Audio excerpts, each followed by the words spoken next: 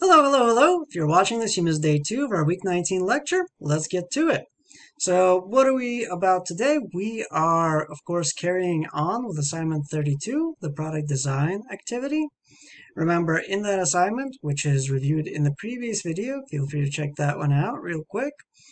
In that assignment, you're in charge of designing your own product.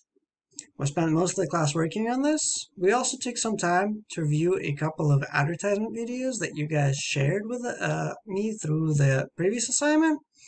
I'm not going to go through those here for you, but what I will say is the summary of our discussion, which is to say that advertisements really vary in how they approach the same goals. But ultimately, everything boils down to this. Your advertisement needs to grab the audience's attention in a unique way. That could be through humor, it could be through spectacle, it could be through appealing to emotions, or it could be by identifying with the people watching in some interesting way.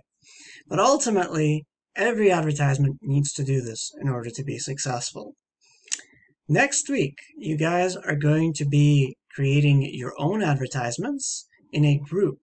Please make sure you email me if you have a preferred group member, and I will try my best to put you in a group with them.